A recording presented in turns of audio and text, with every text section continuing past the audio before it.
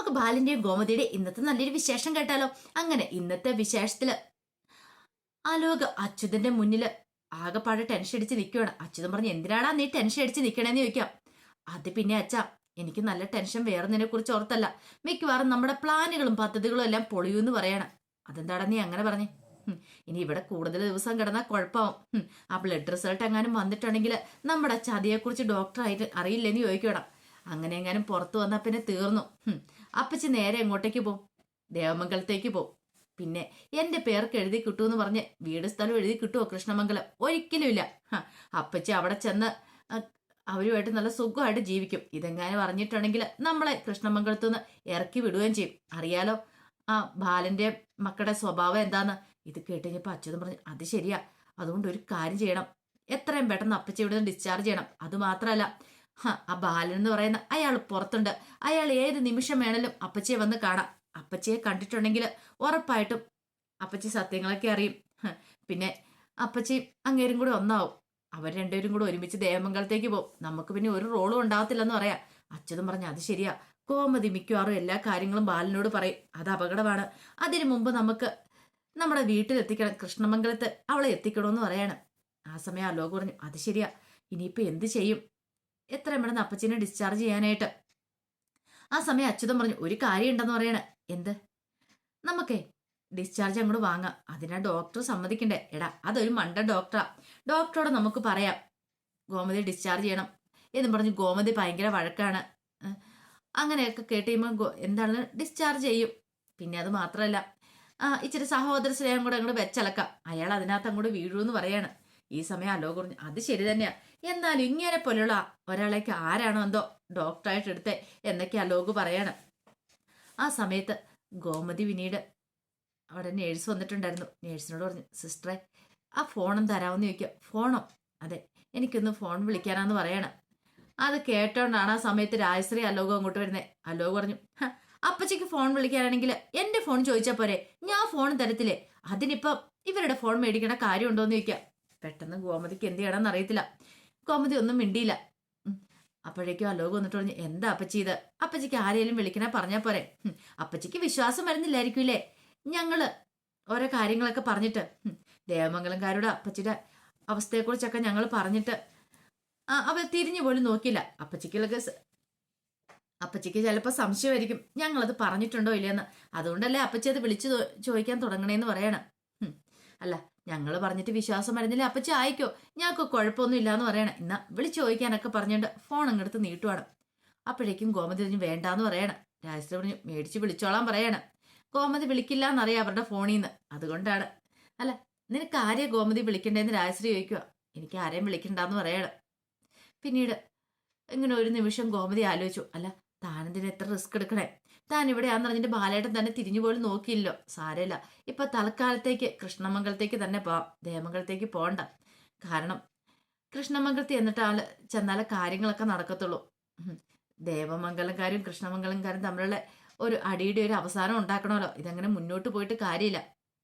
തന്റെ കുടുംബത്തെ നശിപ്പിക്കാൻ വേണ്ടി ദേവമംഗലത്തെ നശിപ്പിക്കാൻ വേണ്ടിയിട്ടാണ് അലോക് ഒരുങ്ങുന്നത്. എന്താണെങ്കിലും താൻ അങ്ങ് ദേവമംഗലത്തേക്ക് പോയിട്ടുണ്ടെങ്കിൽ ഇവിടുത്തെ കള്ളത്തരങ്ങളൊന്നും അറിയാൻ പറ്റില്ല കൃഷ്ണമംഗലത്തെ. അതുകൊണ്ട് തൽക്കാലത്തേക്ക് ദേവമംഗലത്തെ രക്ഷിക്കാനായിട്ട് ഇപ്പൊ അങ്ങോട്ടേക്ക് പോയേ മതിയാവുള്ളൂ, കൃഷ്ണമംഗലത്തേക്ക്. അതുകൊണ്ട് അങ്ങനെ തന്നെ ചെയ്യാം എന്നൊരു ഉറച്ച തീരുമാനമൊക്കെ ഗോമതി എടുക്കുന്നുണ്ട്. ആ സമയത്ത് പിന്നീട് എന്ത് ചെയ്യാണ്?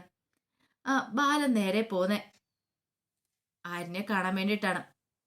അപ്പൊ ആര്യനെ കാണാൻ വേണ്ടി അങ്ങോട്ട് പോണ സമയത്താണ് ബാലൻ ആ കാര്യം ഓർക്കുന്നത്. ഗോമതി ഒന്ന് കാണണമല്ലോ എന്ന് ഓർക്കുകയാണ്.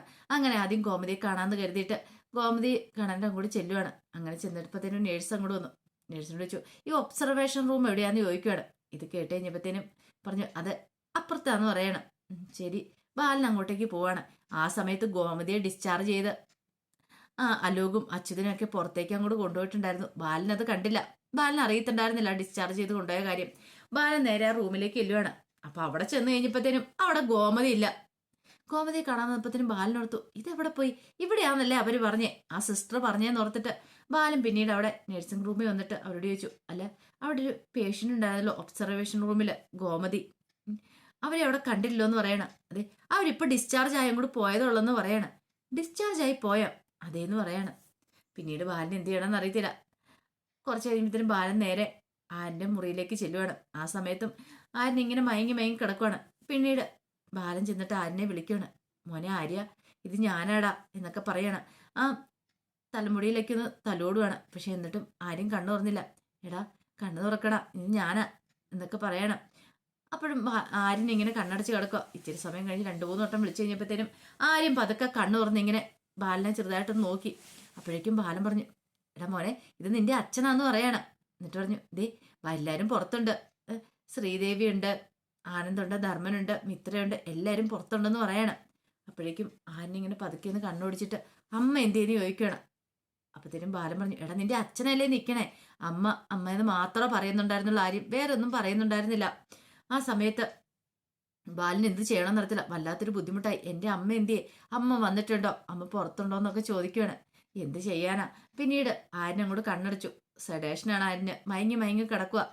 പിന്നീട് ആര്യം വീണ്ടും ആ ഒരു മയക്കത്തിലേക്ക് പോവാണ്. അപ്പോഴേക്കും ബാലൻ എന്ത് ചെയ്യണമെന്ന് അറിയത്തില്ല. ആ സമയം നേഴ്സ് വന്നിട്ട് പറഞ്ഞു, ഇനി വിളിക്കണ്ട, ഉറക്കത്തിലേക്ക് പോയെന്ന് പറയണം. സെഡേഷൻ ആയതുകൊണ്ട് അങ്ങനെ മയങ്ങി മയക്കി കിടക്കണേന്ന് പറയണം. പിന്നീട് ബാലൻ പുറത്തേക്ക് ഇറങ്ങി വന്നു. ബാലൻ അങ്ങോട്ട് സഹിച്ചില്ല. ബാലൻ കരഞ്ഞുകൊണ്ട് പുറത്തേക്ക് ഇറങ്ങി വരുന്നത് അവിടെ പുറത്തുണ്ടായിരുന്ന ധർമ്മനും ശ്രീദേവിയൊക്കെ ശ്രദ്ധിച്ചു. പെട്ടെന്ന് ധർമ്മൻ അളിയാന്ന് വിളിച്ച് വന്നെങ്കിലും അവരെയൊന്നും മൈൻഡ് ചെയ്യാതെ ബാലൻ അങ്ങോട്ടേക്ക് മാറിപ്പോവാണ്. ബാലൻ അങ്ങനെ ഒരു ഒറ്റപ്പെട്ട മൂലയ്ക്കിലേക്ക് പോയി അവിടെ പോയിരുന്ന് പൊട്ടിക്കരയുവാണ്. അങ്ങനെ കരഞ്ഞുകൊണ്ടിരിക്കുന്ന സമയത്ത് ആ കരച്ചിൽ കണ്ടുകൊണ്ടാണ് രാമേട്ടൻ അങ്ങോട്ടേക്ക് വരുന്നത്. രാമേട്ടൻ വന്നിട്ട് ചോദിച്ചു, എന്താ ബാല, എന്താ പറ്റിയെന്ന് ചോദിക്കുവാണ്. എന്നെ ആർക്കും വേണ്ട രാമേട്ടാന്ന് പറയാ. വേണ്ടെന്നോ, നീ എന്തൊക്കെയാടെ പറയണേന്ന് ചോദിക്കും. നിന്നെ വേണ്ടെന്ന് പറയാനോ, നിനക്ക് എന്ത് പറ്റി, തലയ്ക്ക് ഭ്രാന്തായെന്ന് ചോദിക്കുകയാണ്. അല്ല രാമേട്ട, സത്യമായിട്ടുള്ള കാര്യം ഞാൻ പറയണേന്ന് പറയണം.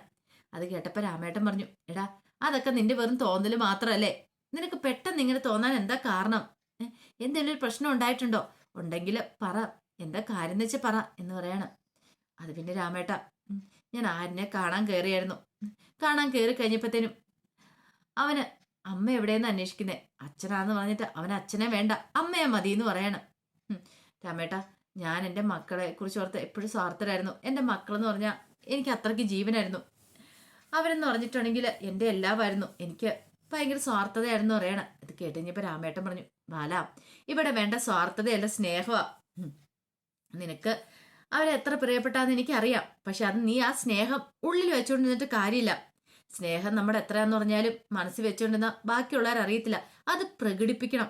എങ്കിൽ മാത്രമല്ല അവർക്ക് മനസ്സിലാവുള്ളൂ അവരോട് നിനക്ക് ഇഷ്ടം ഉണ്ടായിരുന്നെന്ന്. അല്ലെങ്കിൽ അവരെങ്ങനെ മനസ്സിലാകുന്നേ? തൊട്ടതിനും പിടിച്ചതിനും അല്ല അവരോട് ദേഷ്യപ്പെട്ടുകൊണ്ടിരുന്നിട്ടുണ്ടെങ്കിൽ അവർ വിചാരിക്കും തങ്ങളുടെ അച്ഛന് തന്നോട് സ്നേഹമില്ലെന്ന്. അതുകൊണ്ടായിരിക്കും. പക്ഷെ ഗോമതി അങ്ങനെയല്ലല്ലോ. ഗോമതി തന്റെ സ്നേഹം അവരുടെ മുന്നിൽ പ്രകടിപ്പിക്കുന്നുണ്ടായിരുന്നു. അപ്പൊ അതുകൊണ്ട് സ്വാഭാവികമായിട്ടും അവർക്ക് കുറച്ച് സ്നേഹം അവരോട് കൂടുതൽ കാണിക്കും. പിന്നെ നീ ഉള്ളിൽ ഇങ്ങനെ സ്നേഹവും പൊത്തിപ്പൊതിഞ്ഞിട്ട് വെച്ചിട്ട് കാര്യമില്ല ബാല, അത് പുറത്ത് പ്രകടിപ്പിക്കണം, എന്നിട്ടോ കാര്യമുള്ളെന്നൊക്കെ പറഞ്ഞ് ബാലിനെ ഉപദേശിക്കുകയാണ്. ആ സമയത്ത് ബാലിന് എന്ത് ചെയ്യണം നടത്തില്ല, വല്ലാത്തൊരു ബുദ്ധിമുട്ടും കാര്യങ്ങളൊക്കെ ആയിരുന്നു. പിന്നീട് രാമേട്ടനെ ആശ്വസിപ്പിച്ചു, പോട്ടെ, എത്രയും പെട്ടെന്ന് നീ ഗോമതിയെ കൂടെ കൊണ്ടുവരാൻ നോക്ക്. കണ്ടില്ലേ ഈ അവസ്ഥയെ കിടന്നിട്ട് ആരും അവന്റെ അമ്മയല്ലേ തിരക്കണേ എന്നൊക്കെ ചോദിച്ച് ബാലിനെ ഒന്ന് മയപ്പെടുത്തി എടുക്കാൻ ശ്രമിക്കുന്നുണ്ട്. ഈ സമയം മിത്ര എമർജൻസി റൂമിന് ഫ്രണ്ടിൽ ഇങ്ങനെ ഇരിക്കുകയാണ്, വിഷമിച്ചിരിക്കുക.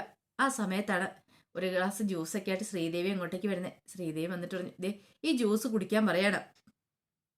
വേണ്ട ശ്രീദേവി ചേച്ചെന്ന് പറയാം. അതെന്താ, ആരിനിങ്ങനെ ഈ അവസ്ഥയെ കിടക്കുമ്പോൾ ഞാൻ എങ്ങനെ ജ്യൂസ് കുടിക്കുന്നത്, എനിക്ക് വേണ്ടാന്ന് പറയണം. ഇത് കേട്ട് ശ്രീദേവി ചോദിച്ചു, നിനക്കിത് എന്താ മിത്രന്ന് ചോദിക്കും. അതെന്താ, ആരിന്റെ ഈ അവസ്ഥയ്ക്ക് കാരണം നീയാണോ? അല്ല പിന്നെ നീ എന്തിനാ ജ്യൂസ് കുടിക്കാതിരിക്കണേന്ന് ചോദിക്കുകയാണ്. വേണ്ട, പാവ ആര്യൻ, എനിക്ക് വേണ്ടിയിട്ടല്ല ഇങ്ങനെയൊക്കെ, എനിക്ക് വേണ്ടിയിട്ട് പോയതല്ലേ. നിനക്ക് വേണ്ടിയിട്ടോ? അല്ല എൻ്റെ ഫീസ് അടയ്ക്കാൻ വേണ്ടിയിട്ടല്ലേ ഇത്ര കടന്ന് ഈ ഓട്ടപ്പാച്ചിൽ ഓടുന്നേ, കഷ്ടപ്പെടുന്നേ, അതുകൊണ്ടല്ലേ ആ ലോറി ആക്സിഡന്റ് ഉണ്ടായെന്ന് ചോദിക്കുകയാണ്. അത് കേട്ട് കഴിഞ്ഞപ്പോൾ ശ്രീദേവി പറഞ്ഞു, ഞാനൊരു കാര്യം ചോദിക്കട്ടെ. എന്താ? അല്ല ആ ലോറി ഓടിച്ച നീയാണോന്ന് ചോദിക്കുകയാണ്. ലോറി ഓടിച്ച ഞാനോ? അതെ. അല്ല ആരിനെ ആക്സിഡന്റ് ആയത് ലോറി വന്നിടിച്ചാണല്ലോ, ആ ലോറിയുടെ ഡ്രൈവർ നീ ആയിരുന്നോ എന്ന് ചോദിക്കണം. എന്താ ശ്രീദേവി ചേച്ചി ഇങ്ങനെയൊക്കെ ചോദിക്കണമെന്ന് ചോദിക്കാം. ഞാൻ ചോദിച്ചതിന് ഉത്തരം പറ, ആണോ അല്ലയോ? അപ്പോഴേക്കും മിത്ര പറഞ്ഞു, അല്ല ഞാനല്ല എന്ന് പറയണം. അല്ലല്ലോ, പിന്നെ നീ എന്തിനാ എത്ര ടെൻഷൻ അടിക്കുന്നേ? നീ കാരണമല്ലേ പ്രശ്നങ്ങൾ ഉണ്ടായത്, അതൊക്കെ ഒരു വിധിയാന്ന് പറയണം. വിധിയോ? അതെ. അല്ല ആ ആക്സിഡന്റ് എന്ന് പറഞ്ഞാൽ അപ്രതീക്ഷിതമായിട്ട് സംഭവിച്ചല്ലേ, നീയും ആരും തമ്മിൽ ഒന്നാകുന്ന, നിങ്ങൾ തമ്മിൽ വിവാഹം കഴിക്കുന്ന നീ നേരത്തെ ചിന്തിച്ചിട്ടുണ്ടോ എന്ന് ചോദിക്കുകയാണ്. ഇല്ല, ഒരിക്കലും ഇല്ല. അതാ പറഞ്ഞത്, അതെല്ലാം ഒരു ദൈവത്തിന്റെ വിധിയാണ്. നമ്മൾ തീരുമാനിക്കുന്ന പോലൊന്നുമല്ല. നിന്റെ മനസ്സിന്റെ ഒരു കോടി പോലും ആരിനില്ലായിരുന്നല്ലോ. എന്നിട്ട് നിങ്ങൾ രണ്ടുപേരും ഒന്നായി, ശത്രുക്കളായിട്ട് പോലും.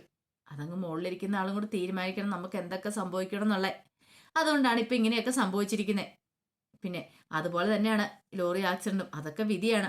വിധിയെ അതിന്റെ വഴിക്ക് വിട്ടേക്കുക എന്ന് പറയണം. എന്നാലും ചേച്ചി ഒരെന്നാലും ഇല്ല. അല്ല, നീ ആരിനെ കാണാനൊന്ന് കയറിയതല്ലേന്ന് ചോദിക്കും. കയറിയതാ? നീ ആരിനെ കണ്ടിട്ട് ഇറങ്ങി കഴിഞ്ഞപ്പോ നിന്റെ മുഖത്തൊരു ചെറു പുഞ്ചിരിയായിരുന്നല്ലോ. ആരും നിന്നോട് എന്താ പറഞ്ഞെന്ന് ചോദിക്കും. അത് പിന്നെ ഒന്നുമില്ല. അതൊന്നുമല്ല, എന്തോ പറഞ്ഞു. ആരിനെ കണ്ടിട്ട് നീ എന്താ പറഞ്ഞേ? അത് പിന്നെ ആരിനെ കണ്ടു കഴിഞ്ഞപ്പത്തിന് എനിക്ക് സങ്കടമായിരുന്നു. ആരിനോട് ഞാൻ ദേഷ്യപ്പെട്ടു. ദേഷ്യപ്പെട്ടെന്നോ? ഐസിയു കിടക്കുന്ന ഒരു പേഷ്യന്റിനോട് ദേഷ്യപ്പെടുവാണോ ചെയ്യുന്നതെന്ന് ചോദിക്കുവാണ്. അത് കേട്ട് കഴിഞ്ഞപ്പോഴത്തേനും മിത്ര പറഞ്ഞു, അത് പിന്നെ നോക്കി കണ്ട് വണ്ടിയൊക്കെ ഓടിക്കേണ്ട, ഡ്രൈവ് ചെയ്യണ്ടേന്നൊക്കെ പറഞ്ഞു ഞാൻ. അതുകൊണ്ടാ എന്ന് പറയണം. അത് കേട്ട് കഴിഞ്ഞപ്പോഴത്തേനും ശ്രീദേവി പറഞ്ഞു, അതിനിപ്പോ ആരിന് എന്ത് മറുപടി പറഞ്ഞെന്ന് ചോദിക്കുക. ഒന്നുമില്ല എന്ന് പറയണം. ഒന്നുമില്ലായികൊന്നുമില്ല, എന്തോ പറഞ്ഞിട്ടുണ്ട്. അതാണ് നിന്റെ മുഖത്തൊരു പുഞ്ചിരി കണ്ടേ. നീ വിഷമിക്കണ്ട മിത്രേ, ആരും നിന്നോടൊപ്പം എപ്പോഴും ഉണ്ടല്ലോ. പിന്നെ നീ എന്തിനാ ടെൻഷൻ അടിക്കുന്നേ? ഇത്രയല്ലേ സംഭവിച്ചുള്ളൂ. വേറെ വലിയ ഇതായിട്ടൊന്നും പറ്റില്ലല്ലോ. നീ ധൈര്യമായിട്ടിരിക്കുക. ഈ ജ്യൂസൊക്കെ ഒന്ന് കുടിക്കാൻ പറഞ്ഞുകൊണ്ട് മിത്രയെ ഒന്ന് സമാധാനിപ്പിക്കുകയാണ്. അപ്പൊ അതിന്റെ വിശേഷങ്ങളൊക്കെ ഒന്ന് കാണുന്നേ. ഇതിന്റെ ബാക്കി വിശേഷങ്ങളുമായിട്ട് വൈകുന്നേരത്തെ പ്രൊമോയി വരാട്ടോ. ഒരിക്കൽ കൂടി എല്ലാവർക്കും ശുഭദിനം നേർന്നുകൊണ്ട് നിർത്തുന്നു.